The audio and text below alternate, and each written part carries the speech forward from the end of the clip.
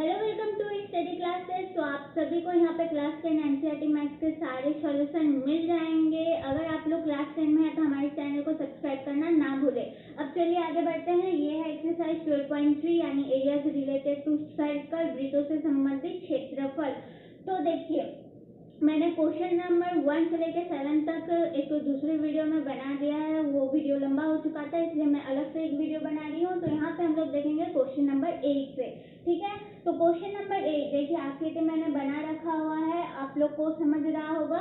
आप लोग अपने बुक में भी देख सकते हैं। तो देखिए, सबसे पहले कहा गया है कि दोनों आंतरिक समांतर रेखाखंडों के बीच की दूरी।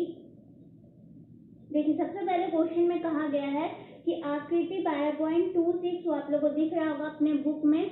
26 एक दौड़ने का पथ यानी रेसिंग ट्रैक जहाँ पे दौड़ते हैं, प्रतियोगिता होती है, वही यहाँ पे एक रेसिंग ट्रैक है। ठीक है, जिसके बाएं और दाएं सिरे अर्धवृत्ताकार है। अर्ध माने आधा, वृत्ताकार मतलब वृत्त मतलब गोल। अर्धवृत्ताकार यानी आधा गोलाकार है, दाएं और बाएं दोनों तरफ। ठीक है, फिर कहा गया है कि दोनों आंतरिक समांतर रेखाखंडों के बीच की दूरी। दोनों आंतरिक समांतर रेखाखंडों बीच की दूरी मैंने ये समझा है, मतलब ये यहाँ पे एक रेसिंग ट्रैक है, यहाँ पे मतलब है तो पूरा एक रेसिंग ट्रैक ही, लेकिन यहाँ पे जो समांतर रेखाखंड है और यहाँ पे समांतर रेखाखंड है, और इन दोनों के बीच की दूरी 60 मीटर है, यानी यहाँ से यहाँ के बीच की दूरी 60 मीटर है। ठीक है, तथा इनमें से प्रत्येक रेखाखंड 106 मीटर लंबा है, और रेखाखंडों के बीच की दूरी 60 मीटर है, और रेखाखंडों की लंबाई, ये रेखाखंड और ये रेखाखंड के बीच की लंबाई कितनी है, 106 मीटर। यदि यह पथ 10 मीटर चौड़ा है और ये पथ 10 मीटर चौड़ा है, यानी ये जो पथ है ये 10 मीटर चौड़ा है। ठीक है, समझ में आ गया होगा आप लोगों को। अब कहा गया है सेक्शन नंबर 1 में पथ के आंतरिक किनारों, सेक्शन नंबर 1 में कहा गया है कि पथ के आंतरिक किनारों के अनुदिश एक पूरा चक्कर लगाने में चली गई दूरी। देखिए,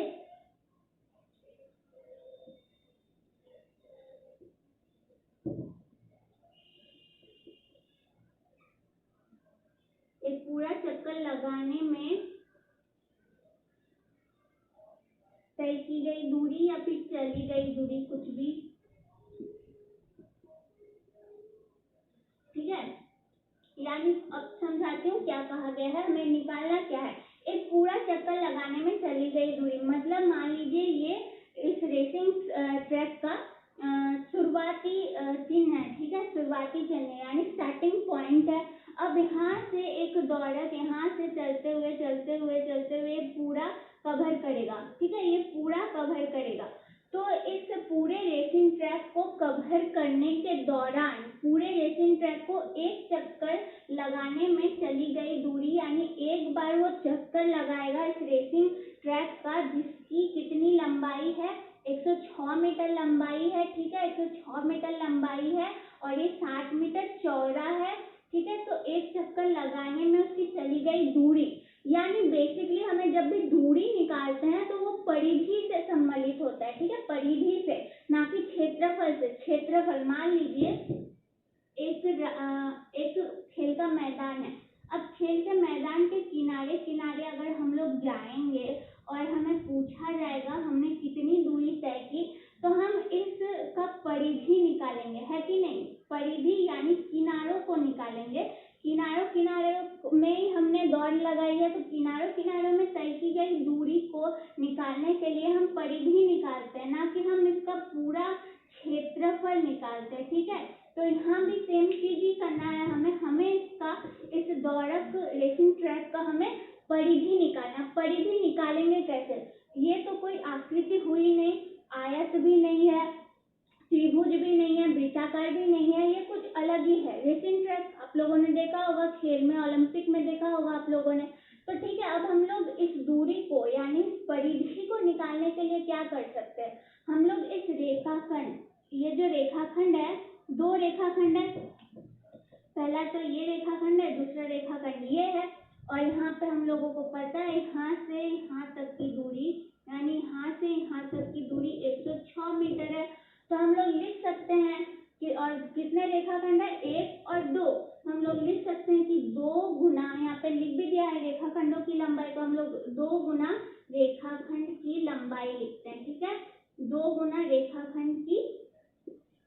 लंबाई, क्योंकि दो रेखाखंड है, हो गया, यहाँ दूरी हमें समझ आ गया।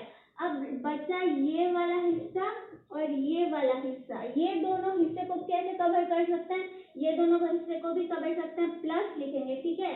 यहाँ पे हमें पूरे का निकालना है परिधि, तो प्लस, फिर प्लस लिख के 2 गुना अर्धवृत्त की परिधि,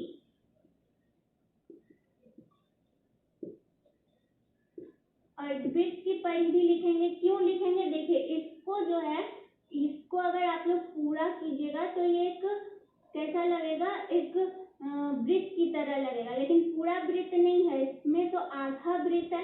तो हम लोग अर्धवृत्त की परिधि लिखेंगे, एक यहाँ अर्धवृत्त, दूसरा यहाँ अर्धवृत्त, तो 2 गुना अर्धवृत्त की परिधि, ये हो गया। अब चलिए हम लोग करते हैं, मान बैठाते हैं, ठीक है। तो 2 गुना रेखाखंड की लंबाई, रेखाखंड की लंबाई कितनी है, मैंने क्या बताया था, 106 प्लस है, प्लस देंगे, ठीक है। फिर कहा गया है कि 2 गुना अर्धवृत्त की परिधि, अर्धवृत्त की परिधि, तो परिधि क्या होता है, परिधि होता है 2 पाई r, ठीक है। लेकिन यहाँ पे अर्धवृत्त है, तो किसी भी अगर चीज को हम लोग उसका आधा मान निकालना चाहते हैं, तो हम लोग क्या करते हैं, अगर मान लीजिए मैंने थोड़ी देर पहले यहाँ पे मतलब पिछले क्वेश्चन में क्षेत्रफल की बात हुई थी, अर्ध क्षेत्रफल की, तो क्षेत्रफल होता है पाई r स्क्वायर, पाई r स्क्वायर को अर्ध क्षेत्रफल में कैसे कन्वर्ट करेंगे, पाई r स्क्वायर बटे 2। तो इसी प्रकार अर्धवृत्त की परिधि का सूत्र क्या हो जाएगा, 2 पाई r बटे 2, क्योंकि यहाँ पे अर्धवृत्त है, ठीक है, हो गया। तो यहाँ पे 2 और 2 विभाजित हो गया, तो कुछ करने की जरूरत ही नहीं पड़ी, तो यहाँ पे हो जाएगा 212, इसको गुना करेंगे तो हो गया।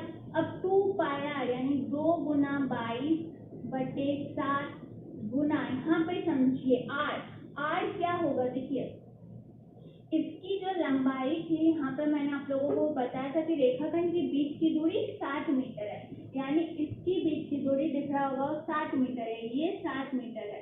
तो ये जो रेखाखंड की बीच की दूरी है वो असल में क्या है, इस वृत्त के लिए, वो असल में इस वृत्त के लिए व्यास है। व्यास अगर 60 मीटर है तो त्रिज्या क्या हो जाएगी, r क्या हो जाएगी, r जाहिर सी बात है 30 मीटर हो जाएगी। इतना समझाने की जरूरत आप लोग को है नहीं, आप लोग इतना तो समझ ही चुके होंगे कि त्रिज्या जो होती है वो व्यास के आधी होती है।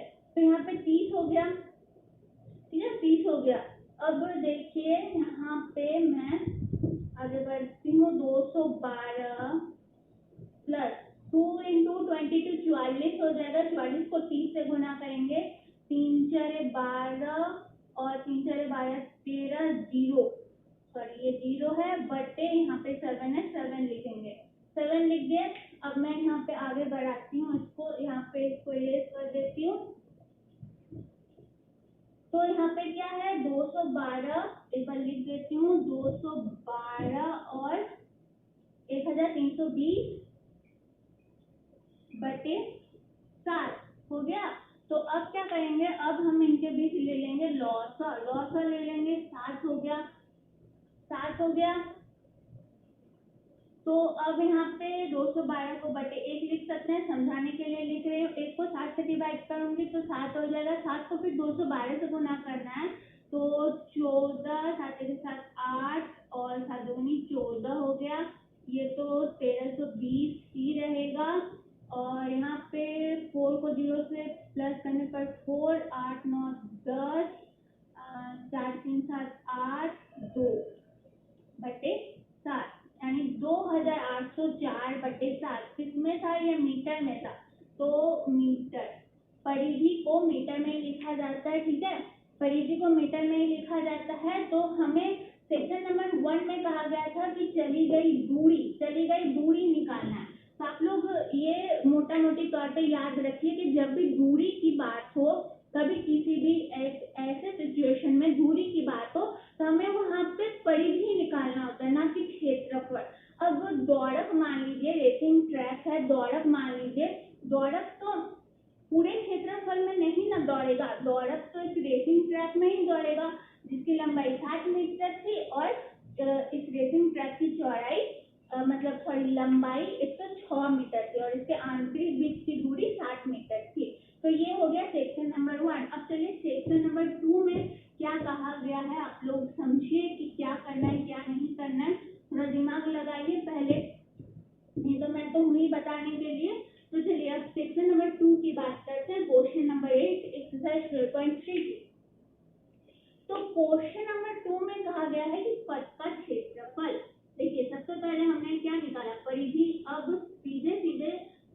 मतलब बातों को घुमाया फिराया नहीं गया है, सीधे कहा गया कि पथ का हमें क्षेत्रफल निकालना है। अब समझिए, सबसे पहले तो आकृति को देखिए फिर समझिए क्या कहा गया है। पथ का क्षेत्रफल, अब क्षेत्रफल निकालेंगे कैसे? अब देखिए पथ का क्षेत्रफल निकालने के लिए कहा गया है, ना कि हमें पूरा आकृति का क्षेत्रफल निकालने के लिए कहा गया है। ठीक है, कुछ इस प्रकार है पथ, तो ये वाला क्षेत्रफल सिर्फ निकालने के लिए कहा गया है। ठीक है, ये वाला क्षेत्रफल, हमें ये वाला क्षेत्रफल नहीं निकालना है, इससे जो ब्लैंक है ये वाला क्षेत्रफल हमें नहीं निकालना है, हमें सिर्फ पथ का क्षेत्रफल हमें निकालना है। अब निकालेंगे कैसे? अगर मान लीजिए हम बांट दे, इस आकृति को बांट दे, कैसे बांटेंगे? कुछ इस प्रकार से, कुछ इस प्रकार से बांट दे, तो क्या क्या बच गया हमारे पास? बच तो सभी गया, लेकिन कुछ अलग तरीके से। मैं आकृतियों को अच्छे से समझाने की कोशिश करती हूँ, क्योंकि आकृति में ही समझना होता है। ठीक है, देखिए कुछ इस तरह से। अब देखिए अगर हम इसका आयत का क्षेत्रफल निकाले, फिर इस आयत का क्षेत्रफल निकाले, दो आयत का क्षेत्रफल निकाल लेंगे बारी बारी से। अगर एक आयत का क्षेत्रफल निकाल दिए तो दूसरे आयत का क्षेत्रफल भी उतना ही होगा। ठीक है, फिर इस अर्धवृत्त का क्षेत्रफल निकालेंगे, इस अर्धवृत्त का क्षेत्रफल निकालेंगे, फिर इन चारों के क्षेत्रफल को कर लेंगे ऐड, तो पथ का क्षेत्रफल निकल के आ जाएगा, है कि नहीं?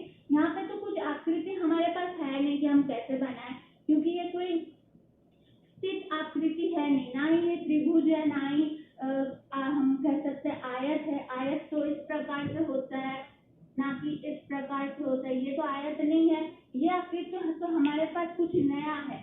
तो इसको निकालने के लिए हम लोग ये वाला फॉर्मूला अपना सकते हैं। तो हम लोगों ने कुछ इस प्रकार से डिवाइड किया है, डिवाइड के दौरान हमें एक आयत मिला है, सॉरी हमें दो आयत मिला है और दो अर्धवृत्त मिला है।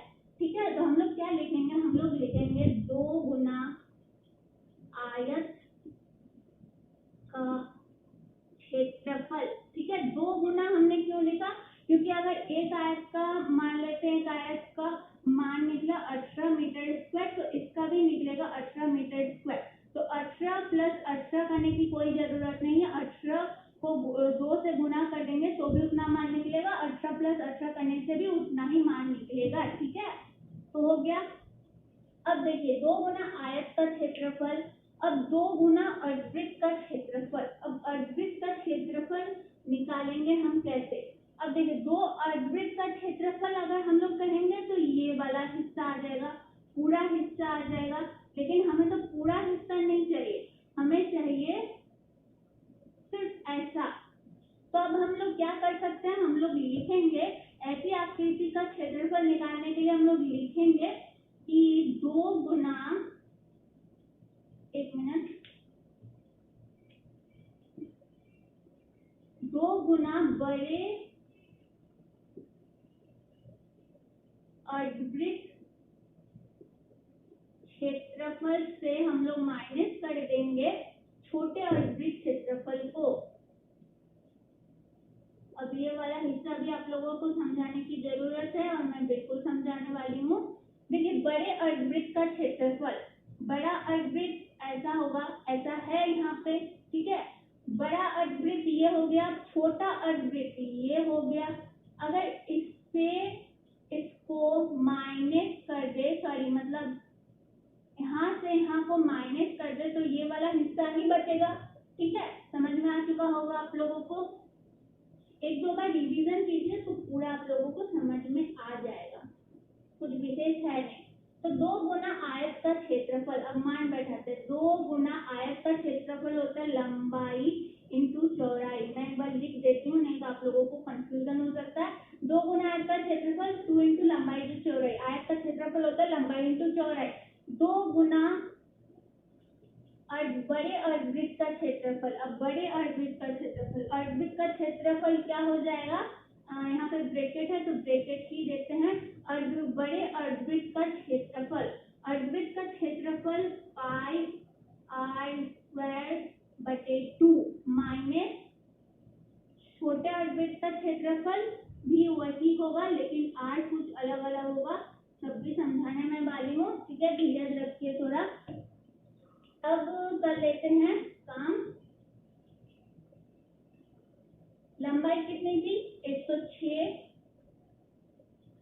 चौड़ाई यहाँ पे कितनी होगी, आयत का क्षेत्रफल चौड़ाई, देखिए यहाँ पे कहा था मैंने, आप लोगों के क्वेश्चन में भी दिया हुआ है कि पथ की चौड़ाई 10 मीटर है, तो यहाँ पे आप लोग 60 मीटर गलती से भी मत लिख दीजिएगा, क्योंकि पथ की चौड़ाई 10 मीटर है और इसके आंतरिक बीच की दूरी 60 मीटर थी। तो 2 गुना, अब ये जो पाई है इसको हम लोग कॉमन में ले लेते हैं, तो 22/7 ले लेते हैं, ब्रैकेट के बाहर, हो गया काम। अब आर स्क्वायर, अब आर स्क्वायर सबसे पहले बड़े अर्धवृत्त का क्षेत्र, तो आर स्क्वायर बड़े अर्धवृत्त का क्षेत्रफल। अब आर स्क्वायर देखिए, ये वाला हिस्सा इन दोनों के बीच का हिस्सा 60 मीटर था, 60 मीटर, और यहाँ पे रेसिंग ट्रैक था, और यहाँ पे इसकी लंबाई, यहाँ पे मैंने बताया था, देखिए इस पथ की चौड़ाई कितनी थी, 10 मीटर, ऊपर 10 मीटर, तो 10 मीटर 60 मीटर 10 मीटर कितना हो गया, 80 मीटर, टोटल 80 मीटर। बड़े अर्धवृत्त का क्षेत्रफल का कितना हो गया, 80 मीटर। अब 80 मीटर का आधा कितना हो जाएगा, ये तो व्यास है, हमें चाहिए आर। अब 80 का आधा कितना हो जाता है, 40, तो आर स्क्वायर है, तो 40 इंटू 40/2 माइनस, अब आर स्क्वायर बटे 2, छोटे अर्धवृत्त का क्षेत्रफल क्या हो जाएगा, ये 60 मीटर है, 60 मीटर, तो 60 मीटर डी है, इसके लिए डी है, आर कितना हो जाएगा, 30 हो जाएगा, 30 इंटू 30/2 हो गया, ठीक है।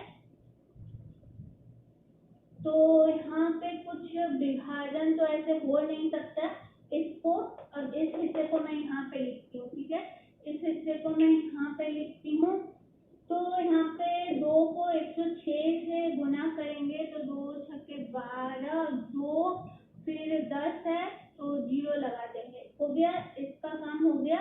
यहाँ पे आ गया प्लस 2 इंटू 22/7 है, 22/7 है, तो इसको लिख देते हैं 44/7, फिर आगे देखते हैं क्या करना है। अब यहाँ पे इसको विभाजन करते हैं, ये हो जाएगा 20 हो गया, फिर 20 को 40 से गुना करेंगे तो कितना होगा, 20 को 40 से गुना करने पर हो जाएगा 800, और यहाँ पे भी विभाजन करेंगे, 30 को 2 से, तो 15 को 30 से गुना करेंगे, तो 3 × 5 = 15, सॉरी, हाँ 3 × 5 = 15, और 3 × 3 = 4, 450, तो यहाँ पे कितना हो जाएगा, 450। अब ठीक है, अब हो गया ये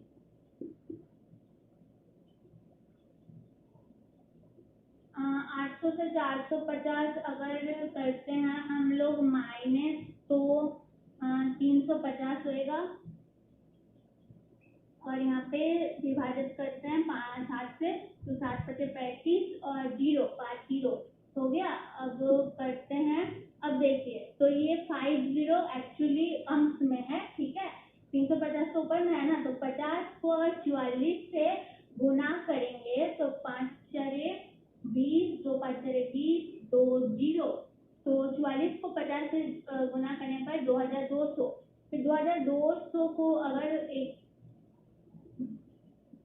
प्लस करना है, तो 2 3 4 4320 मीटर स्क्वायर क्षेत्रफल निकल गया, 4320 मीटर स्क्वायर, ठीक है। हमें सेकंड सिचुएशन में, सॉरी सेकंड क्या कहा गया इसमें, पथ का क्षेत्रफल, सेकंड सेक्शन में हमें पथ का क्षेत्रफल निकालने के लिए कहा गया था, जो कि है 4320 मीटर स्क्वायर।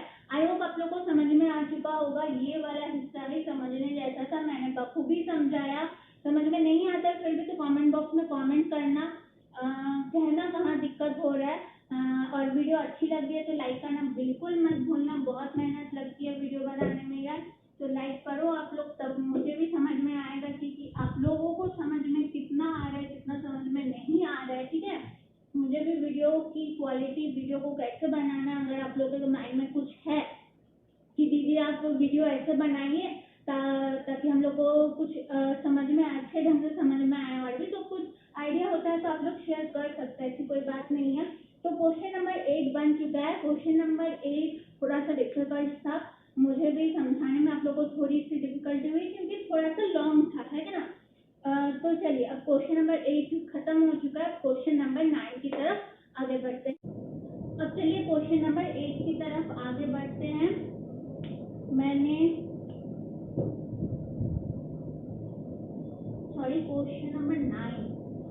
क्वेश्चन नंबर 9 आकृति मैंने बना दिया है। यहाँ पे छायांकित भाग को हमें बाहर निकालना, मतलब छायांकित भाग का क्षेत्रफल हमें निकालना है। समझ में आई हो रहा होगा आप लोगों को। तो कहा गया कि आकृति 12.27 आप लोगों को दिख रहा होगा अपने बुक में। ए बी और सी डी केंद्र ओ वाले वृत्त के दो परस्पर लंब व्यास है। ए बी और सी डी दोनों व्यास है। समझ में आ रहा होगा आप लोगों को। ओडी छोटे वृत्त का व्यास है। ये जो ओडी है इसमें छोटा सा वृत्त है उसके बीच में, और एक वृत्त है तो उसकी बात की गई है। उसका व्यास है 10, कितना है? ओडी छोटे वृत्त का व्यास है। यदि ओ ए 7 सेंटीमीटर है तो छायांकित भाग का क्षेत्रफल ज्ञात कीजिए। ओ ए, ठीक है, ओ ए। अब देखिए कुछ इस प्रकार का है। तो यहाँ पे है ओ ए बी सी डी। अगर ओ ए 7 सेंटीमीटर है तो ओ बी भी 7 सेंटीमीटर होगा, क्योंकि ये जो है ओ ए जो है इस वृत्त का एक त्रिज्या है। और आप लोगों को मैंने चैप्टर नंबर 10 में एक मतलब एक सिद्धांत के बारे में बताया था कि एक वृत्त की त्रिज्या जो होती है वो आपस में बराबर होती है। तो 7 सेंटीमीटर ओसी कितना होगा? 7 सेंटीमीटर। ओडी भी 7 सेंटीमीटर। तो हमें क्या क्या निकालना है? यहाँ पे हमें कहा गया है कि छायांकित भाग का क्षेत्रफल निकालिए। छायांकित भाग का क्षेत्रफल। तो छायांकित भाग के क्षेत्रफल में क्या क्या सम्मिलित है? ये छोटे वृत्त का क्षेत्रफल, छोटे वृत्त का क्षेत्रफल, और क्या क्या सम्मिलित है? सम्मिलित है ये वाला हिस्सा, ये वाला हिस्सा। तो हम लोग इसमें एक नाम दे देते हैं। यहाँ पे एक नाम देते हैं F और यहाँ पे एक नाम देते हैं Y। तो बी वाई सी एक्चुअली ये तो उसकी परिधि हो जाएगी। तो हम लोग इसमें लिखेंगे जैसे सूत्र के तौर में लिखेंगे जैसे इसको। तो हम लोग क्या करते हैं, सूत्र नहीं सीधे मान बैठा देंगे, ठीक है। अब इसमें क्या क्या सम्मिलित है मैंने तो बता दिया है। तो इस हिस्से को हम लोग निकालेंगे कैसे? अगर मान लीजिए हम लोग इस अर्धवृत्त का क्षेत्रफल निकालते हैं सबसे पहले, फिर इस अर्धवृत्त के क्षेत्रफल से इस त्रिभुज के इस अर्धवृत्त के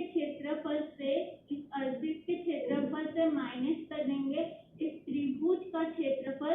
तो हमारे पास ये वाला हिस्सा और ये वाला हिस्सा ही बच जाएगा जो कि छायांकित है आपस में, ठीक है। तो सेम चीज यहाँ पे करते हैं। हम लोग लिखेंगे कि अर्धवृत्त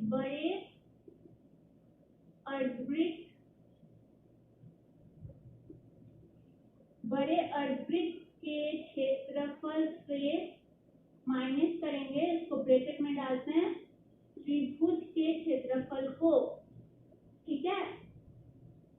इस बड़े अर्धवृत्त के क्षेत्रफल से त्रिभुज के क्षेत्रफल को माइनस करेंगे तो हमारा काम बन जाएगा। छोटे वृत्त का क्षेत्रफल, अब वृत्त का क्षेत्रफल होता है पाई आर स्क्वायर प्लस बड़े अर्धवृत्त का क्षेत्रफल। तो अर्धवृत्त का क्षेत्रफल हो जाएगा पाई आर स्क्वायर बटे 2 माइनस हो गया त्रिभुज का क्षेत्रफल। तो त्रिभुज का क्षेत्रफल क्या हो जाएगा? 1/2 आधार गुना ऊंचाई हो गया। तो अब मान बैठाते हैं पाई आर स्क्वायर। पाई का मान क्या हो जाएगा? 22/7, जाहिर सी बात है। अब आर स्क्वायर यहाँ पे छोटे वृत्त का क्षेत्रफल। तो छोटे वृत्त का क्षेत्रफल यहाँ पे ओडी क्या है? ओडी इस छोटे वृत्त के क्षेत्रफल के लिए व्यास है। ओडी जो है छोटे वृत्त के लिए व्यास है। अगर व्यास 7 है तो आर क्या हो जाएगा? 7/2, ठीक है। अब आर स्क्वायर है तो 7/2 लिख लिए। पाई हो गया 22/7 और ये 2 है तो इस 2 को यहाँ पे लिख देते हैं इनटू आर स्क्वायर। अब आर स्क्वायर बड़े अर्धवृत्त के लिए क्षेत्रफल हमने लिखा था πr²/2। अब बड़े अर्धवृत्त के लिए क्षेत्रफल हमने ये निकाला था, ठीक है, ये। अब इसमें बी ए और ओ सम्मिलित है, BOA सम्मिलित है। अब BO 7 है, OA 7 है, 7 7 14, 7 7 14। अगर D बड़े अर्धवृत्त के लिए, समझिए यहाँ पे एकदम ध्यान से समझिए, बड़े अर्धवृत्त के लिए मान लीजिए ये बड़ा अर्धवृत्त है, इसके लिए अगर D 14 सेंटीमीटर है, 7 और 7 14, तो R क्या हो जाएगा, R हो जाएगा 7। तो यहाँ पे R² है तो 7 × 7, माइनस है, माइनस से 1/2। आधार इंटू चौड़ाई त्रिभुज के लिए, तो त्रिभुज का आधार क्या है, देखिए त्रिभुज का आधार BO और OA, 7 7 कितना हो जाएगा 14। ऊंचाई क्या है OC, तो OC क्या है 7 है, यहाँ पे 7 है, देखिए, ठीक है।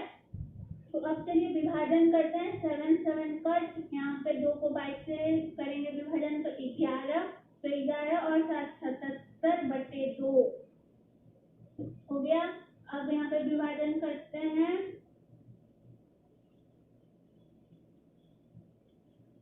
तो 11 और 7 77, माइनस 7 और 7 49 हो गया। तो 77/2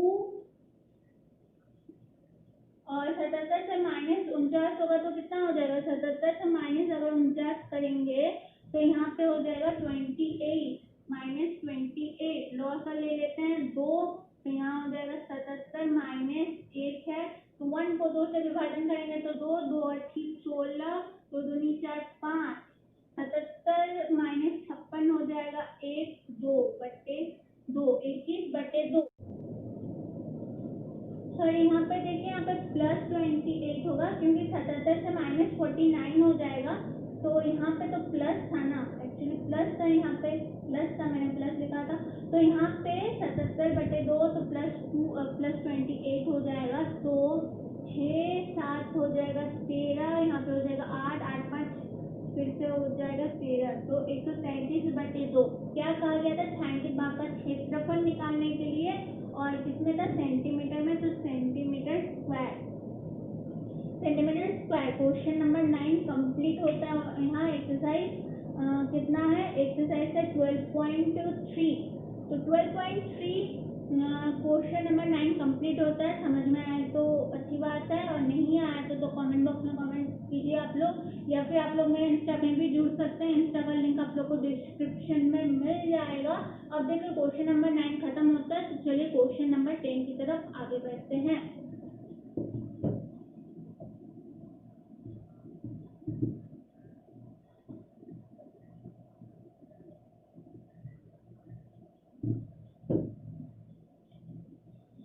क्वेश्चन नंबर 10, तो अब चलिए शुरू करते हैं 10 नंबर क्वेश्चन नंबर 10।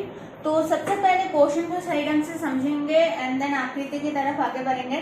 तो क्वेश्चन में कहा गया है कि आकृति 12.27, आप लोग अपने बुक में देखिए, यहाँ पे उतना अच्छे से समझ नहीं आ रहा होगा, फिर भी आप लोग अपने बुक में देखिए।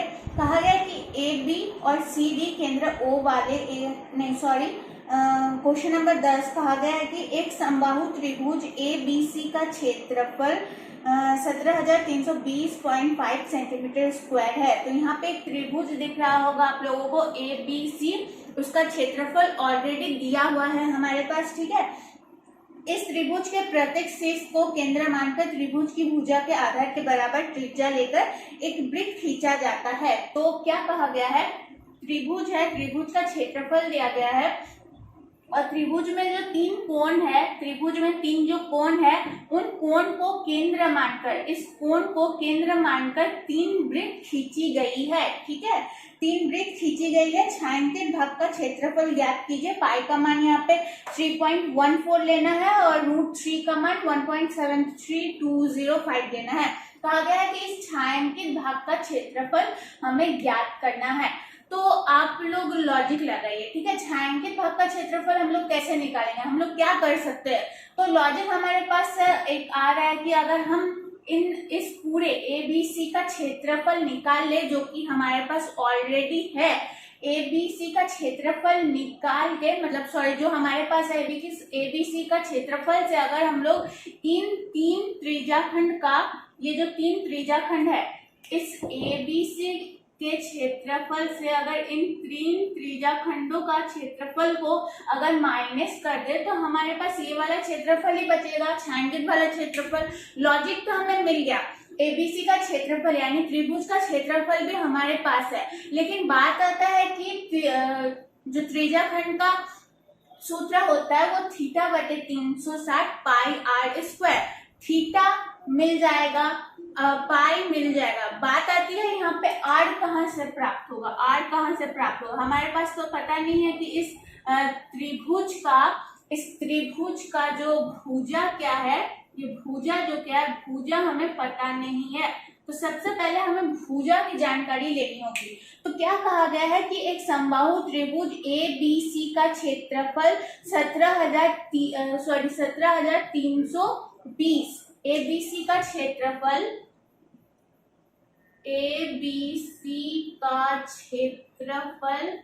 17,320.5 सेंटीमीटर स्क्वायर है, 5 सेंटीमीटर स्क्वायर है, ये कहा गया है। ठीक है, तो देखिए अब हम लोग इसी समीकरण से हम लोग क्या निकालेंगे, हम लोग भुजा निकालेंगे, फिर r निकालेंगे। तो ABC का क्षेत्रफल, तो ABC का क्षेत्रफल हम लोग क्या लिखते हैं, मतलब समबाहु त्रिभुज का क्षेत्रफल के लिए कौन से सूत्र का प्रयोग करते हैं, 1/2 r square sine theta, 1/2 r square sine theta. तो साइन थीटा हो गया। तो हम लोग यहाँ पे क्या लिखेंगे, ABC का क्षेत्रफल 1/2 a स्क्वायर साइन थीटा। अब साइन थीटा क्या हो जाएगा, 3 कोण है तो 360 को 3 से भागा देंगे तो कितना आएगा, 120। तो 120 ऑलरेडी यहाँ पे लिख देते हैं, हो गया काम, ये हो गया। अब आप लोग सोच रहे होंगे a स्क्वायर मैंने क्यों लिखा। अब त्रिभुज निकालने के लिए तो हम r स्क्वायर लिखते हैं ना, 1/2 r स्क्वायर साइन थीटा। तो r स्क्वायर जो होता है वो असल में भुजा होता है। ठीक है, r स्क्वायर जो है वहां पे भुजा हो जाएगा। अगर ये r और ये r मिल जाए तो वो एक भुजा हो जाएगा। तो हमने a स्क्वायर निकाला, फिर इससे ही r स्क्वायर निकालेंगे। तो 1/2 a स्क्वायर, तो a स्क्वायर ही रहेगा। और साइन 120 डिग्री का मान कितना होता है, √3/2 बराबर जितना दिया हुआ है बुक में लिखेंगे। तो 1/2 और √3/2 को क्या लिख सकते हैं हम लोग, √3/4 हो जाएगा। 2 गुना करेंगे तो 4 एंड देन a स्क्वायर कितना हो गया, है ना। तो हम लोग क्या करेंगे, हम लोग एक काम कर सकते हैं, a स्क्वायर। अब देखिए इतना तो है पहले ही। अब बुक में देखिए क्या कहा गया था कि √3 का मान 1.73205। अब देखिए √3/4 को अगर हम बराबर के उधर लेके जाएंगे तो ये क्या हो जाएगा, ये हो जाएगा √3/4 इसमें चेंज हो जाएगा 4, यहाँ पे गुना होगा, एक्चुअली यहाँ पे गुना होगा। √3/4 4/√3 में चेंज हो जाएगा, है कि नहीं। तो हम लोग क्या करेंगे, 4 लिखते हैं एंड √3 को कहा गया है आप लोग के बुक में 1.73205 लिखने के लिए। तो √3 को हमने 1.73205 हमने लिख दिया है। अब बात आती है कि इसको सॉल्व कैसे करना है। तो देखिए सॉल्व किस प्रकार से करेंगे, ये जो दशमलव है इसको हटा देंगे। ठीक है, ये दशमलव हट गया। तो यहाँ पे दशमलव के बाद कितनी संख्या थी, तो 1 संख्या थी, तो यहाँ पे 10 बैठा देंगे। ये आप लोगों को पता है कि दशमलव कैसे हटाया जाता है। अब ये दशमलव भी हटा देंगे तो 1 2 3 4 5 क्या है, 5 संख्याएं हैं, तो यहाँ पे 0 लगा देंगे, 5 हो गया। तो देखिए ये बच गया 1,73,205। यहाँ भी हो गया 1,73,205। 1,73,205 हो गया। तो इसको हम लोग विभाजित कर सकते हैं, विभाजित कर दिए, हो गया। यहाँ पे 10 है, इसको विभाजित कर दिए इससे, तो क्या बच गया है यहाँ पे ए स्क्वायर बराबर क्या हो जाएगा 4 1 2 3 सॉरी एक ही जीरो कट हुआ है, ठीक है, एक ही जीरो कट हुआ है और 4 जीरो हमारे पास रह गया है।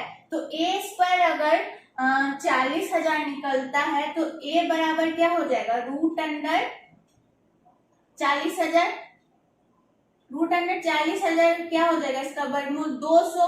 तो अगर ए 200 निकला है, ए यानी क्या निकला है इसका भुजा, ए बी बी सी और सी ए का भुजा, यानी इस त्रिभुज का प्रत्येक भुजा 200 सेंटीमीटर है, 200 सेंटीमीटर है। तो अगर प्रत्येक भुजा 200 सेंटीमीटर है तो एक वृत्त की त्रिज्या क्या हो जाएगी 200 का आधा कितना हो जाएगा 100। तो r बराबर 100 निकल गया, 100 सेंटीमीटर। अब r निकल गया तो हम लोग त्रिज्या खंड की जो लंबाई है, सॉरी त्रिज्या खंड का जो क्षेत्रफल है थीटा बटे 360 पाई आर स्क्वायर, उस माध्यम से हमें r निकल गया। तो हम लोग त्रिज्या खंड का क्षेत्रफल निकाल सकते हैं, और अगर त्रिज्या खंड का क्षेत्रफल निकाल सकते हैं तो हम त्रिज्या खंडों के क्षेत्रफल को जोड़ के, इन तीनों त्रिज्या खंड के क्षेत्रफल को जोड़ के हम लोग अगर एबीसी के क्षेत्रफल से माइनस कर दे तो हमें छायांकित भाग प्राप्त हो जाएगा, ठीक है। तो यहाँ तक आप लोग नोट कर लीजिए, तो वीडियो पॉज करके नोट कर लीजिए, फिर मैं आगे बढ़ती हूँ।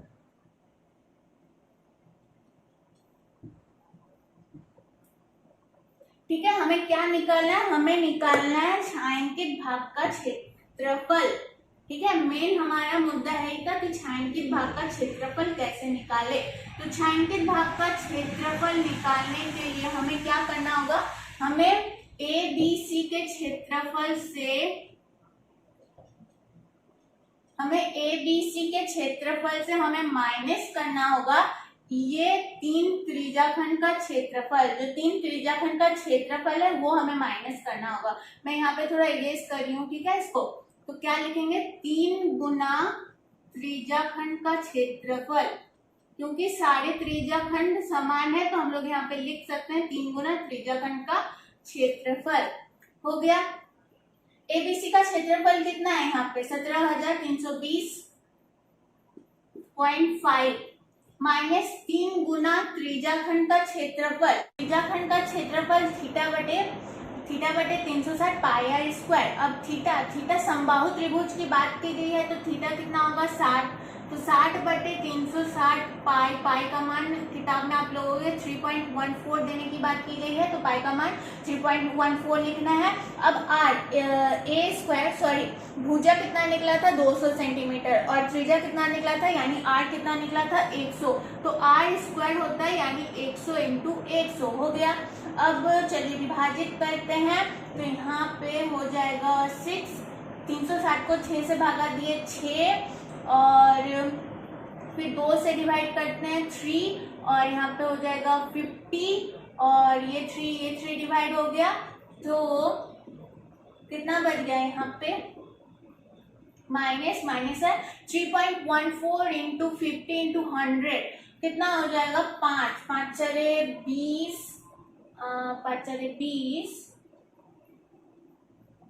1500 इतना आ जाएगा, ठीक है।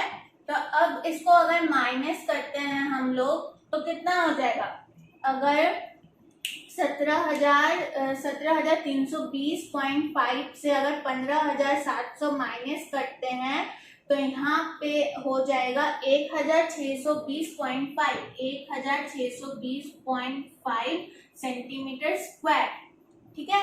ये बन गया है छायांकित भाग का क्षेत्रफल। छायांकित भाग के क्षेत्रफल को निकालने के लिए हमने क्या किया, छायांकित भाग को क्षेत्रफल को निकालने के लिए हमने त्रिभुज के क्षेत्रफल से ये जो हमारे पास थे त्रिज्याखंड का क्षेत्रफल उससे हमने माइनस कर दिया, तो हमारे पास छायांकित भाग का क्षेत्रफल निकल के आ गया है। ये बन गया क्वेश्चन नंबर 10 एक्सरसाइज 12.3 का।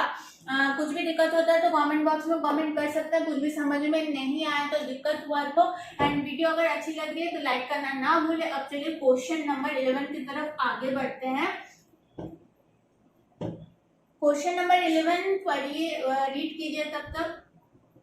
तो क्वेश्चन नंबर 11 बहुत इजी है। कहा गया कि एक वर्गाकार रुमाल पर 9 वृत्ताकार डिजाइन बने हुए हैं, जिनमें से प्रत्येक की त्रिज्या 7 सेंटीमीटर है।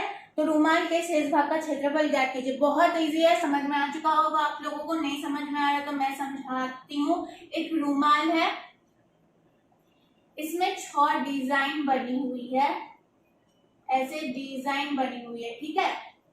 आगे भी डिजाइन है। तो कहा गया है 9 डिजाइन है, टोटल 9 डिजाइन है। यहाँ पे मैंने 3 डिजाइन बनाई, आप लोग अपने बुक में देखें, ठीक है। तो कहा गया है, अच्छा ठीक है मैं बना ही देती हूँ। कुछ इस प्रकार से गोल गोल 9 डिजाइन बनाए गए हैं और कहा गया है कि ये जो खाली स्पेस दिख रहा होगा आप लोगों को, इसका हमें क्षेत्रफल निकालना है। और एक चीज कहा गया है कि इनमें से प्रत्येक की त्रिज्या 7 सेंटीमीटर है। अब मान लीजिए इसकी त्रिज्या 7 सेंटीमीटर है, 7 सेंटीमीटर है, तो इसका व्यास क्या हो जाएगा, +7 हो जाएगा। इसका भी व्यास तब 14 हो जाएगा, 7 + 7 14। तो अगर इसकी त्रिज्या 7 है तो दूसरी त्रिज्या भी 7 होगी, यानी व्यास 14 होगी। तो अगर इसकी व्यास 14 होगी तो इसकी भी 14 होगी और इसकी भी 14 होगी। तो 14 + 14 + 14, और असल में 14 + 14 + 14 करके ये वर्ग की भुजा को कवर कर रहे हैं, ठीक है। ये वर्ग की भुजा को, पूरे भुजा को कवर कर रहे हैं, ऐसे करके। तो 14 + 14 + 14 क्या हो जाएगा, 4 4 हो जाएगा 8, 8 4 12 और 3 यहाँ पे हो जाएगा 42। तो 42 सेंटीमीटर, यानी इस रुमाल का जो, यानी इस वर्ग का जो भुजा है वो भुजा 42 सेंटीमीटर करके है। 42 सेंटीमीटर करके इसकी भुजा का लंबाई है। लॉजिक समझ में आ गया। अब कहा गया कि छायांकित भाग का क्षेत्रफल, क्या लिखा गया, रुमाल के शेष भाग का क्षेत्रफल निकालिए। तो शेष भाग का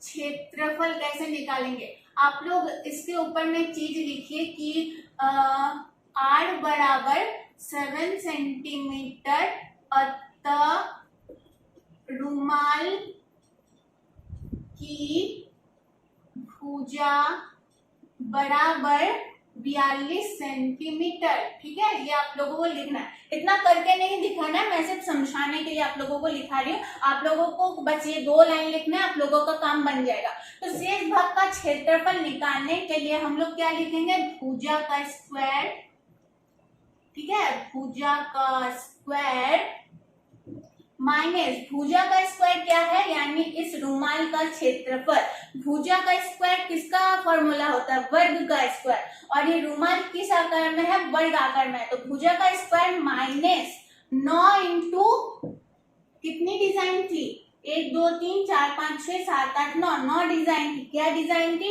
9 वृत्ताकार डिजाइन थी। तो 9 इंटू वृत्ताकार डिजाइन, ठीक है। तो देखिए, अगर हम इस पूरे रुमाल से इन 9 वृत्तों को माइनस कर दे तो ये जो खाली का स्पेस है, अपने बुक में देखिए, खाली का जो स्पेस है वही बच के रह जाएगा, यानी शेष भाग का क्षेत्रफल बच के रह जाएगा। तो भुजा का स्क्वायर, तो भुजा कितनी निकाली थी हमने, 42 का स्क्वायर। तो 42 का स्क्वायर माइनस 9 इंटू वृत्ताकार डिजाइन, यानी इस वृत्त का क्षेत्रफल क्या हो जाएगा, वृत्त का क्षेत्रफल होता है πr²। तो पाई का मान कुछ लेने के लिए कहा गया है नहीं, तो हम लोग सीधा सीधा बैठाएंगे 22/7 r²। r कितना था हमारे पास, बुक में दिया गया था कि त्रिज्या 7 सेंटीमीटर है, तो r² यानी 7 इंटू 7, जाहिर सी बात है। 42 का स्क्वायर कितना हो जाएगा, देख लेते हैं।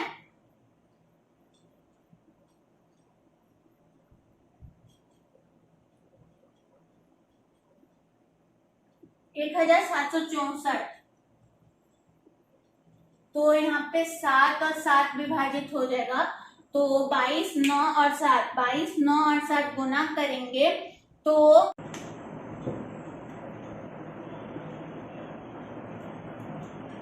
और इसको अगर माइनस करते हैं तो हो जाएगा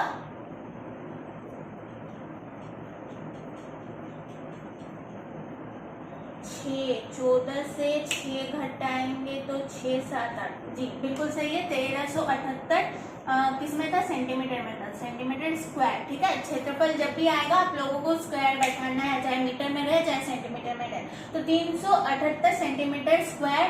क्वेश्चन नंबर 11 समझा दिया है मैंने, बहुत इजी था। सिर्फ आप लोगों को आकृति और लॉजिक पे ध्यान देना है। लॉजिक हम कैसे निकाल सकते हैं, ठीक है, चाहे परिधि रहे क्षेत्रफल रहे, हम कैसे निकाल सकते हैं वो थोड़ा आप लोगों को आकृति देखना समझना है। तो क्वेश्चन नंबर 11 हो गया है। अब चलिए आगे बढ़ते हैं क्वेश्चन नंबर 12 की। तो चलिए अब क्वेश्चन नंबर 12 की तरफ आगे बढ़ते हैं। सबसे पहले क्वेश्चन को देखते हैं। कहा गया है कि OACB केंद्र O और त्रिज्या 3.5 सेंटीमीटर वाला एक वृत्त का चतुर्थांश है। ये आप लोगों को चतुर्थांश दिख रहा होगा। तो OACB का एक चतुर्थांश है, समझ में आ रहा होगा, जिसमें कहा गया है कि OB जो है ये केंद्र से खींचा गया त्रिज्या है। तो त्रिज्या की लंबाई 3.5 सेंटीमीटर है और OD सिर्फ ये आधा OD जो है वो 2 सेंटीमीटर है। तो निम्नलिखित के क्षेत्रफल ज्ञात कीजिए। चतुर्थांश OACB का क्षेत्रफल यानी इस पूरे आकृति का क्षेत्रफल, चतुर्थांश OACB का क्षेत्रफल। पहले सेक्शन में कहा गया है OACB का क्षेत्रफल। तो ये असल में क्या है, चतुर्थांश का क्षेत्रफल कहा ही गया है कि ये एक वृत्त का चतुर्थांश है। चतुर्थांश का क्षेत्रफल क्या होता है, 1/4 पाई आर स्क्वायर। 1/4 पाई को 22/7 लिखते हैं, हो गया। और r का मान क्या है, 3.5 इंटू 3.5 हो गया। 3.5 कहा गया है कि O और त्रिज्या 3.5 सेंटीमीटर वाला एक वृत्त का चतुर्थांश है, हो गया। 1/4 पाई आर स्क्वायर।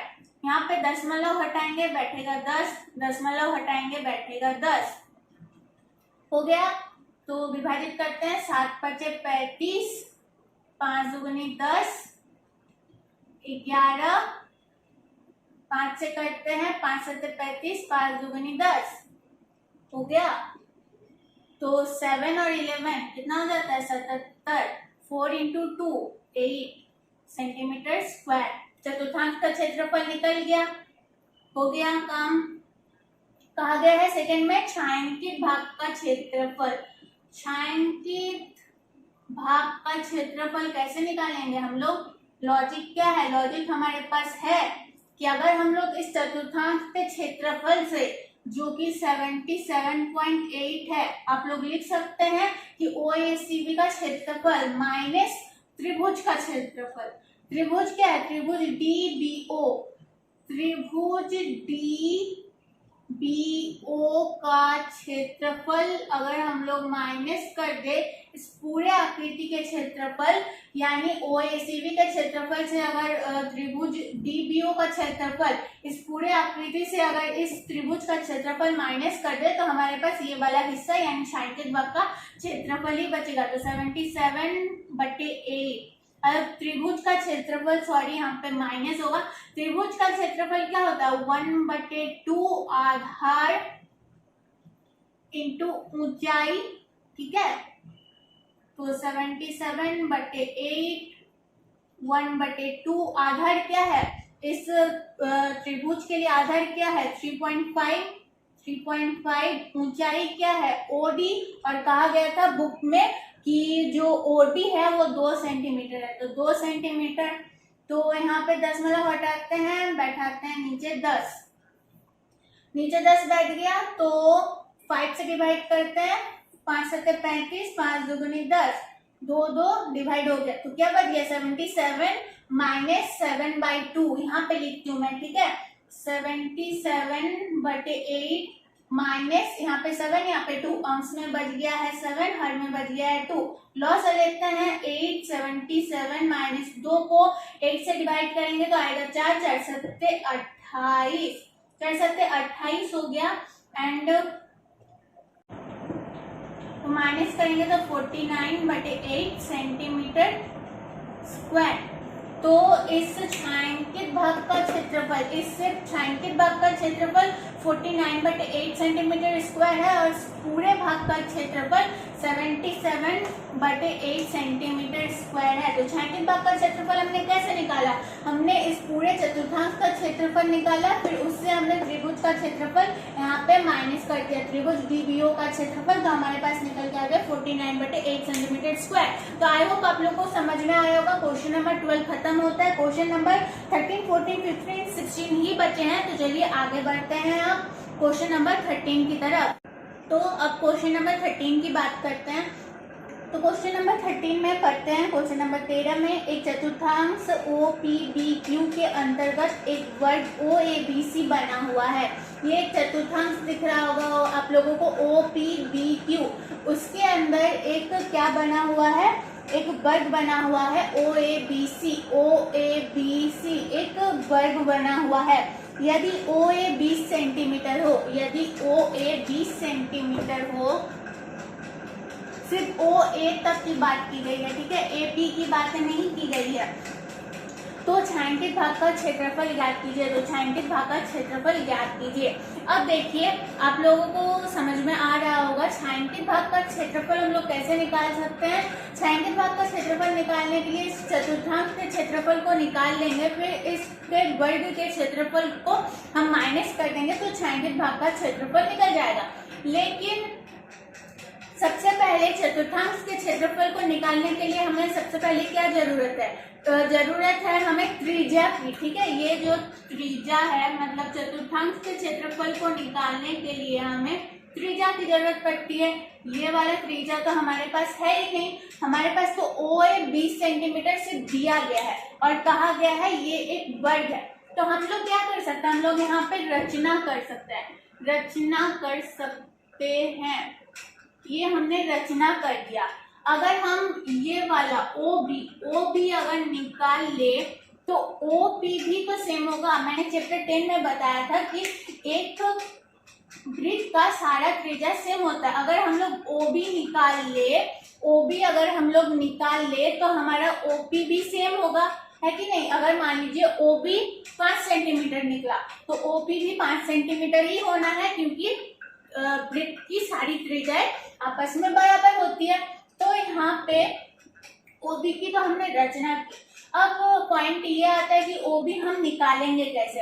OB निकालने के लिए हम क्या कर सकते हैं, अगर ठीक है, ये क्या बन गया OA 20 सेंटीमीटर दिया गया है। अब ये जो है ये वर्ग है, वर्ग के चारों भुजा समान होते हैं। अगर OA 20 सेंटीमीटर है तो AB जो है वो भी 20 सेंटीमीटर होगा। अगर लंब हमारे पास है, आधार हमारे पास है, हम कर्ण निकाल सकते हैं, OB निकाल सकते हैं। अगर OB निकल गया तो OP भी निकल जाएगा। तो OB को हम लोग क्या लिख सकते हैं, √अंडर OA का स्क्वायर प्लस OB का स्क्वायर। तो OA का स्क्वायर क्या है, 20 का स्क्वायर प्लस 20 का स्क्वायर, यानी √2 इंटू 20 का स्क्वायर, यानी क्या निकल जाएगा, 20 इंटू √2 सेंटीमीटर। तो OB 20 इंटू √2 सेंटीमीटर निकल गया। तो हमने OB क्यों निकाला था, हमने OB इसलिए निकाला था ताकि OP हमारे पास निकल सके, जो कि है 20 √2 सेंटीमीटर। तो आप लोग यहाँ पे रीजन देख सकते हैं कि OB जो है वो इस चतुर्थांश के लिए त्रिज्या का काम कर रही है, अर्थात OP भी 20 √2 सेंटीमीटर होगी। अब काम बन गया। अब हमें क्या निकालना था, छायांकित भाग का क्षेत्रफल निकालना था। क्या कहा गया था, छायांकित भाग का क्षेत्रफल निकालिए। तो लिखते हैं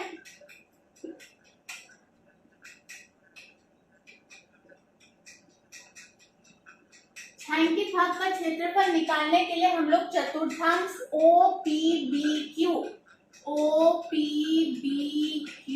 के क्षेत्रफल यानी चतुर्थांश के क्षेत्रफल से माइनस करेंगे इस वर्ग का क्षेत्रफल। वर्ग क्या है, OABC वर्ग का क्षेत्रफल, ठीक है। अब OPBQ असल में क्या है? OPBQ एक तो चतुर्थांश का क्षेत्रफल है। चतुर्थांश का क्षेत्रफल का फॉर्मूला क्या होता है? पाई आर स्क्वायर बटे 4 यानी 1/4 पाई। पाई का मान यहाँ पे क्या कुछ दिया गया है? जी दिया गया है 3.14 लेने के लिए दिया गया है 3.14। अब आर कितना निकला? 20√2 सेंटीमीटर। ये असल में क्या है? ये असल में त्रिज्या है। तो आर स्क्वायर यानी 20√2 माइनस 20√2 माइनस OABC वर्ग का क्षेत्रफल क्या होता है? भुजा स्क्वायर। भुजा कितना है? 20, तो 20 का स्क्वायर हो गया। तो अब विभाजित करते हैं, यहाँ पे 4 है और यहाँ पे 20 है, तो इसको डिवाइड कर देते हैं। ठीक है, हो गया।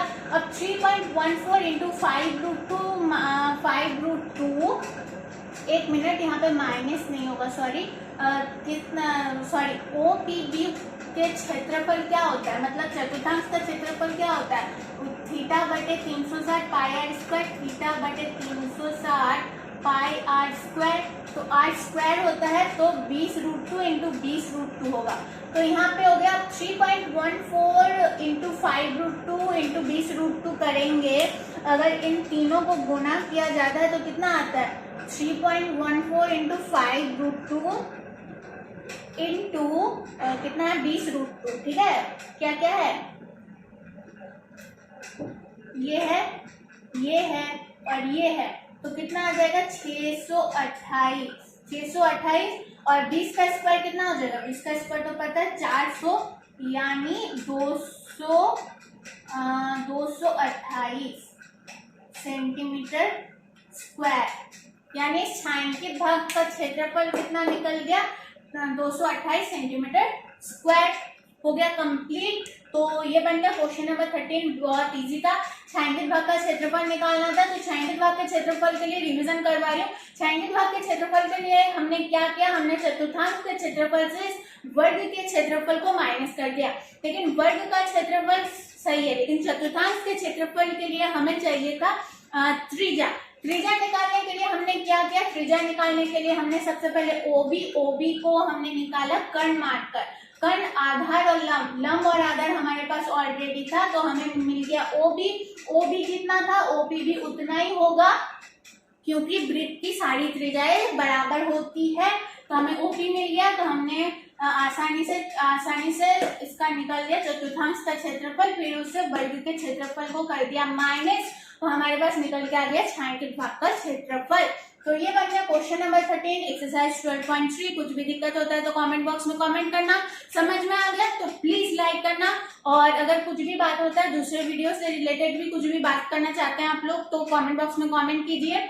एंड आप लोग चाहते हैं कि वीडियो कुछ इस तरीके से बनाया जाए या अलग तरीके से, तो आप लोग कमेंट बॉक्स में कमेंट कर सकते हैं, मुझे सजेशन दे सकते हैं। एंड चैनल को सब्सक्राइब करना ना भूलें। अब चलिए क्वेश्चन नंबर 14 की तरफ आगे बढ़ते हैं। चलिए अब क्वेश्चन नंबर 14 की तरफ आगे बढ़ते हैं। तो क्वेश्चन में कहा गया है कि A, B और C, D केंद्र O तथा त्रिज्या 21 सेंटीमीटर और 60 सेंटीमीटर वाला दो सेकेंडरी वृत्तों के क्रमशः दो चाप हैं। यदि कोण AOB 30 डिग्री है तो छायांकित भाग का क्षेत्रफल ज्ञात कीजिए। तो मोटे तौर पर मैं समझा रही हूँ, छायांकित भाग का क्षेत्रफल निकालना है, यानी ACDB का क्षेत्रफल हमें निकालना है। तो लॉजिक लगाइए, और कहा गया है कि केंद्र है, O केंद्र है और त्रिज्या OB 21 सेंटीमीटर है और OC 7 सेंटीमीटर है, तो जाहिर सी बात है OD भी 7 सेंटीमीटर ही होगी। अब कहा गया कि छायांकित भाग का क्षेत्रफल निकालना है, तो छायांकित भाग का क्षेत्रफल हम लोग कैसे निकाल सकते हैं? हम लोग, ठीक है मैं समझा रही हूँ यहाँ पे, अगर पहले लिख लेती हूँ।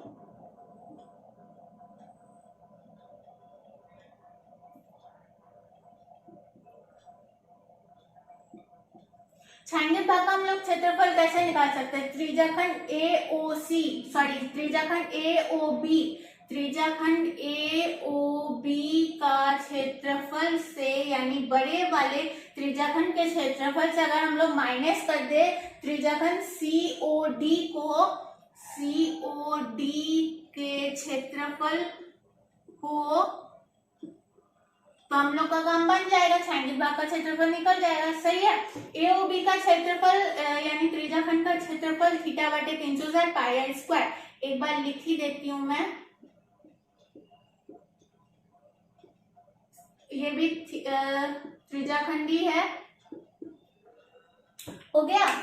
अब देखिए थीटा बटे 360 कहा गया था कि क्वेश्चन में कहा गया कि कोण एओबी 30 डिग्री है, कोण एओबी 30 डिग्री है तो सीओडी भी 30 डिग्री होना है।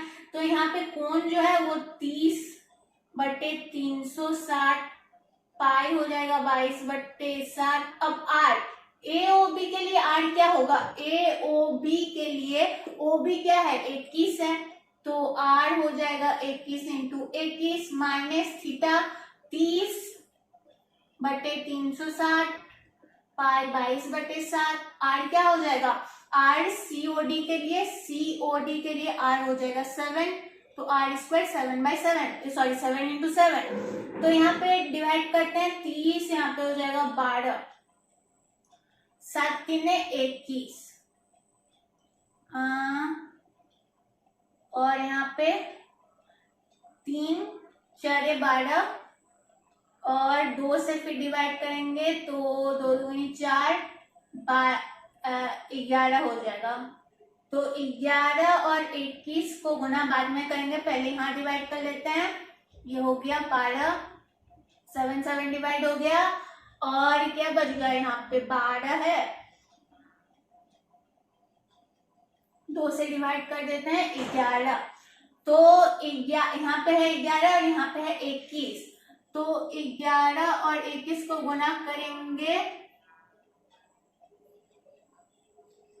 231 हो जाएगा। हाँ 231 हो जाएगा और यहाँ पे जो 2 बचा है उसको लिख देंगे, माइनस है, माइनस से 11 और 7 77 और बच गया है 6 नीचे। ठीक है ना। तो यहाँ पे काम करती हूँ मैं, एक लॉसा ही लेना पड़ेगा जहां तक लग रहा है, क्योंकि डिवाइड तो होने से रहा और तो डिवाइड होगा नहीं, तो क्या करते हैं लॉसा ही ले लेते हैं, लॉसा देके देखते हैं। तो यहाँ पे हो गया 6, तो 2 को 6 से डिवाइड करेंगे तो 3 3 1 3 9 3 6 माइनस 77 693 से माइनस 77 अगर करते हैं, 693 से माइनस 77 करेंगे तो 3 में से 7 जाएगा 6 और फिर बच जाएगा 1 और 6 616 बटे 6 डिवाइड करके देखते हैं 3 से, तो क्या हो गया 308 बटे 3, किसमें था ये, सेंटीमीटर में था शायद ना, हाँ सेंटीमीटर में था, सेंटीमीटर स्क्वायर। तो क्वेश्चन नंबर 14 कंप्लीट होता है यहीं पे, एक्सरसाइज 12.3।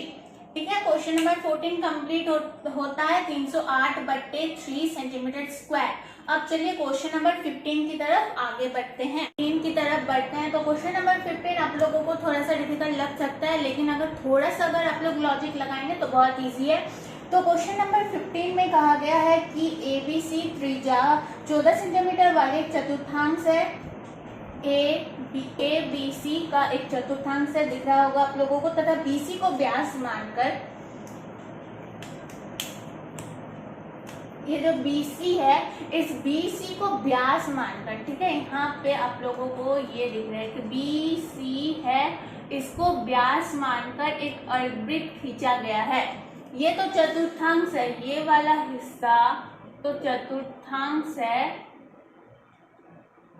ठीक है, ये वाला हिस्सा तो चतुर्थांश है। फिर यहाँ से देखिए ये वाला हिस्सा एक अर्धवृत्ताकार है, बीसी को व्यास मानकर एक अर्धवृत्ताकार खींचा गया है। छायांकित भाग का क्षेत्रफल ज्ञात कीजिए। छायांकित भाग का क्षेत्रफल हमें ज्ञात करना है।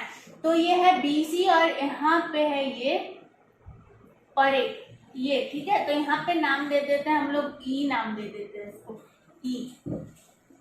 और छायांकित भाग का क्षेत्रफल आप लोगों को समझ में आ ही रहा होगा कि छायांकित भाग का क्षेत्रफल निकालने के लिए क्या करेंगे, इस अर्धवृत्त से यानी BFC से अगर BEC को हम लोग माइनस कर दे तो ये छायांकित भाग का क्षेत्रफल निकल जाएगा, है कि नहीं। ये E है, ठीक है, E है और यहाँ F है, तो BFC, ठीक है, एक एक वर्ड को सुनिए ध्यान से। BFC से अगर हम लोग BEC को माइनस कर दे तो ये छायांकित भाग का क्षेत्रफल निकल जाएगा। अब बात आती है कि ये हिस्सा भी, इसका क्षेत्रफल भी हमारे पास है नहीं, इसका क्षेत्रफल भी हमारे पास नहीं, तो हम लोग सबसे पहले इसका क्षेत्रफल निकालेंगे, ठीक है।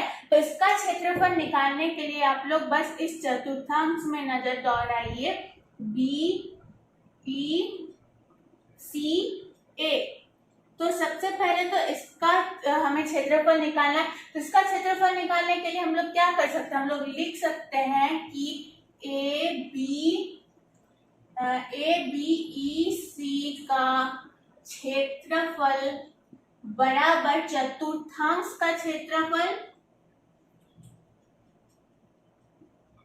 सॉरी ABEC का हम लोग क्षेत्रफल नहीं निकाल रहे, ये तो चतुर्थांश हो गया। हम लोग क्या निकाल रहे हैं, हम लोग निकाल रहे हैं BEC का, मतलब सबसे पहले इसका क्षेत्रफल निकालेंगे।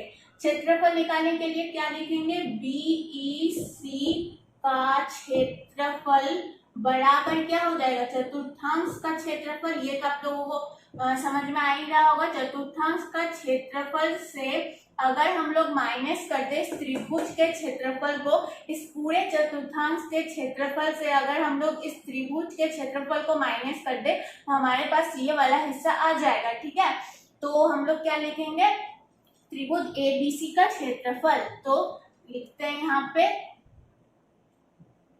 त्रिभुज ABC का क्षेत्रफल, ठीक है, हो गया। चतुर्थांश का क्षेत्रफल, इसका सूत्र क्या हो जाएगा, 1/4 pi R square, 1/4 pi R square minus 1/2 आधार गुना ऊंचाई, हो गया। 1/4 पाई का मान तो 3.14 लेने के लिए नहीं कहा गया है, तो 22/7 आर। अब देखिए चतुर्थांश का ABEC चतुर्थांश है और त्रिज्या यहाँ पे 14 सेंटीमीटर कहा गया है, तो 14 इंटू 14 माइनस 1/2 इंटू आधार क्या हो जाएगा, त्रिभुज के लिए आधार AC है तो आधार भी 14 होगा और ऊंचाई कितनी होगी, आधार गुना ऊंचाई यानी AB भी 14 ही होगा। अब करते हैं विभाजन, 7 दूनी 14, यहाँ से डिवाइड करते हैं इसको 11, हो गया। और तो कुछ डिवाइड होगा नहीं, यहाँ पे 2 सती 14, ठीक है। 11 और 14 बचा, 11 और 14 तो 154 माइनस 7 28 9, तो कितना हो गया, 154 से अगर 98 माइनस करेंगे, 154 से अगर 98 माइनस करेंगे तो 6 और 5 यानी 56 सेंटीमीटर स्क्वायर। तो हमें पता चल गया इसका क्षेत्रफल, है ना, इसका क्षेत्रफल हमें पता चल गया। और हमें निकालना क्या है, हमें ये वाला हिस्सा यानी छायांकित भाग का क्षेत्रफल निकालना है। तो अगर हम इस पूरे अर्धवृत्त के क्षेत्रफल से, इस पूरे अर्धवृत्त के क्षेत्रफल से यानी BFC से अगर ये वाला हिस्सा यानी 56 सेंटीमीटर स्क्वायर माइनस कर देंगे तो हमारा ये वाला हिस्सा यानी छायांकित भाग का क्षेत्रफल निकल के आ जाएगा, ठीक है। तो हम क्या करेंगे, सबसे पहले निकालेंगे BFC यानी इस अर्धवृत्त का क्षेत्रफल। अर्धवृत्त का क्षेत्रफल निकाल के हम लोग इसमें से 56 सेंटीमीटर स्क्वायर यानी area of BEC, area of BEC यानी BEC का क्षेत्रफल को माइनस कर देंगे। लेकिन बात आती है कि अर्धवृत्त के क्षेत्रफल के लिए हमें चाहिए होता है, क्या चाहिए होता है, अर्धवृत्त का क्षेत्रफल क्या होता है, 1/2 पाई आर स्क्वायर। अब 1/2 पाई आर स्क्वायर, अब आर स्क्वायर क्या होगा, अगर आप लोगों को लग रहा होगा कि त्रिज्या जो है वो 14 सेंटीमीटर ही होगा तो ये गलत बात है, क्योंकि कहा गया था कि 14 सेंटीमीटर वाले वृत्त का चतुर्थांश है, ठीक है, वो चतुर्थांश की त्रिज्या 14 सेंटीमीटर थी तथा BC को व्यास मानकर अर्धवृत्त खींचा गया, यानी BC जो है वो कुछ अलग होगा, यानी इसको जो वृत्त मानकर BC को वृत्त मानकर ये जो अर्धवृत्त खींचा गया है इसमें त्रिज्या अलग हो सकती है। तो हम लोग BC को कैसे निकाल सकते हैं? BC देखिए ये जो है ये त्रिभुज है, त्रिभुज ABC, ये जो है इसका आधार कितना है 14 सेंटीमीटर और ऊंचाई भी है 14 सेंटीमीटर। आधार और लंब है तो हम लोग यहाँ से कर्ण यानी BC को आसानी से निकाल सकते हैं। अगर हमारे पास BC आसानी से निकल गया तो हम लोग D से हम लोग क्या निकाल सकते हैं? D से हम लोग R निकाल सकते हैं, R बराबर D/2, ठीक है। तो सबसे पहले हम लोग BC निकालेंगे और जो BC क्या है, BC को व्यास मानकर, अगर व्यास हमारे पास निकल जाता है तो हम लोग उससे आसानी से R निकाल सकते हैं, बटे 2 करके त्रिज्या बराबर व्यास बटे 2। तो BC बराबर क्या हो जाएगा? आप लोग पाइथागोरस का सूत्र लगाइए, BC बराबर हो जाएगा √AB² और AC², ठीक है। तो AB का क्या है? AB 14 और AC 14, यानी 14 का स्क्वायर 14 का स्क्वायर, यानी क्या लिख सकते हैं 2 × 14 का स्क्वायर, तो क्या निकल जाएगा वर्गमूल 14/2। अब BC व्यास 14/2 है तो त्रिज्या क्या हो जाएगी? त्रिज्या हो जाएगी 14/2/2, यानी 2 × 14 यानी 7/2 सेंटीमीटर हो गया। कहा गया छायांकित भाग का क्षेत्रफल निकालने।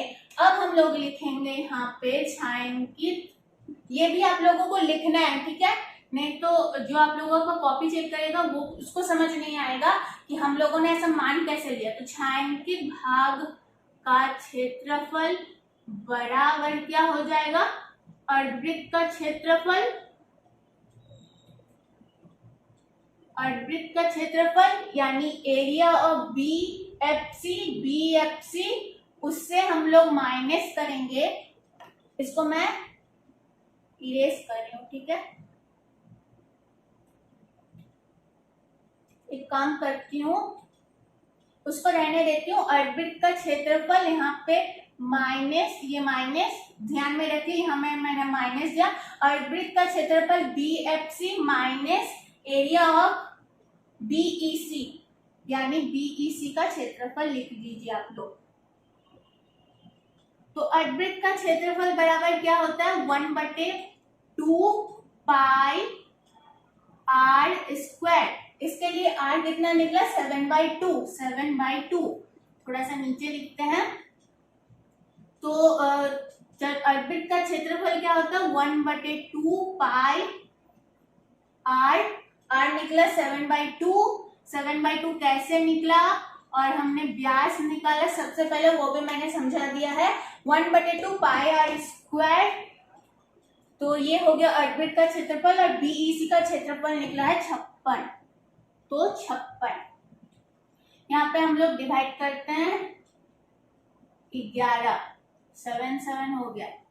अब देखिए √4 का वर्गमूल 2, 2 × 14, 14 और 11 क्या हो जाएगा? 14 और 11 हमने पहले भी किया था ना, 14 और 11 154, ठीक है। और एक बार मैं समझा रही हूँ, वहां पे क्या क्या बच गया? 11 √2 और √2, तो √2 गुना करेंगे तो √4 का वर्गमूल √4 एंड √4 का वर्गमूल निकलेगा 2, तो 2 को 7 से गुना किए 2 × 14 और 14 को 11 से गुना करने पर 154, ठीक है, -56। तो 154 में से 56 माइनस करेंगे तो हो जाएगा 8 और यहाँ पे हो जाएगा 9, यानी 98 सेंटीमीटर स्क्वायर हो गया। सॉरी 98 होगा, है ना, 98 आया था जी, 98 सेंटीमीटर स्क्वायर, ठीक है। सबसे पहले ये वाला हिस्सा आप लोगों को लिखना है फिर ये वाला हिस्सा आप लोगों को लिखना है, फिर ये वाला हिस्सा लिखना है आप लोगों को, ठीक है।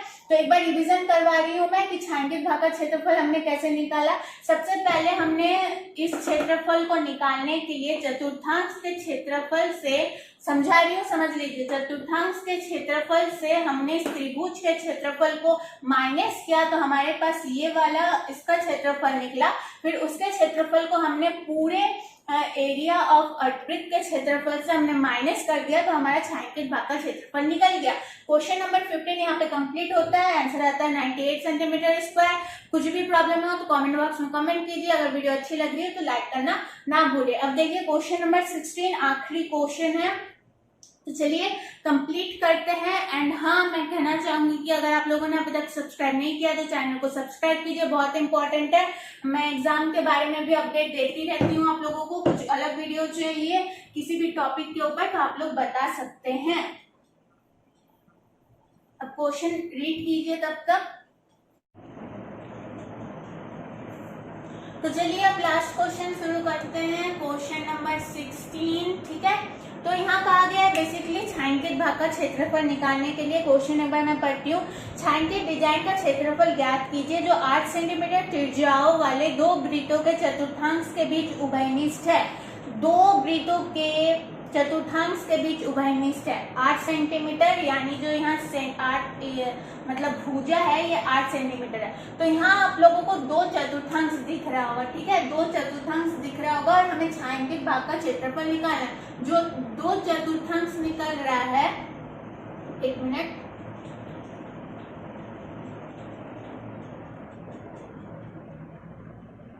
ए B D, A B D एक चतुर्थांश दिख रहा होगा आप लोगों को और एक चतुर्थांश आप लोगों को दिख रहा होगा सी बी और डी, ठीक है। और हमें यहाँ पे निकालना क्या है, छायांकित भाग का क्षेत्रफल।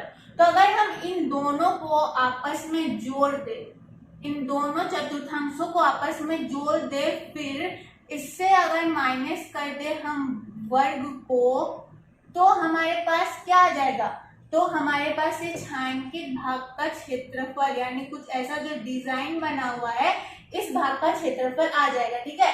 इन दोनों को जोड़ के अगर इससे माइनस कर दे, क्योंकि इन लोगों को जोड़ेंगे तो सबसे पहले तो ये वाला हिस्सा और ये वाला हिस्सा इनका डबल हो जाएगा, ठीक है।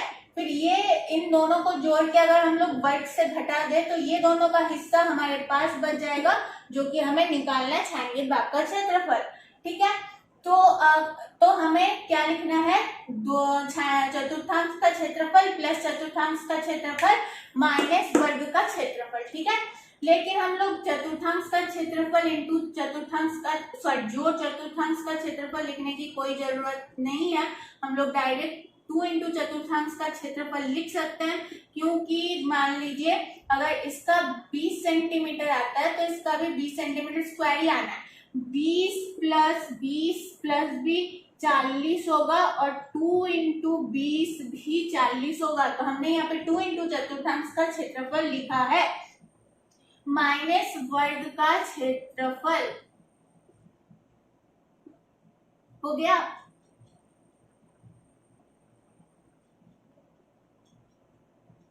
ये सॉरी, चतुर्थांश का क्षेत्रफल बराबर क्या होगा, 1/4 पाई आर स्क्वायर। आर क्या है, 8 सेंटीमीटर, कहा गया था त्रिज्या 8 सेंटीमीटर है, माइनस वर्ग का क्षेत्रफल क्या हो जाएगा, भुजा स्क्वायर। भुजा कितनी है इस वर्ग के लिए, 8 सेंटीमीटर है, तो यानी 8 का स्क्वायर। विभाजित करते हैं, 2 से डिवाइड करते हैं तो 2 11, 2 और 2 विभाजित हो गया। यहाँ क्या क्या बचा, 11 और 8 और 8, तो 8 64, 64 और 11 कितना हो जाएगा,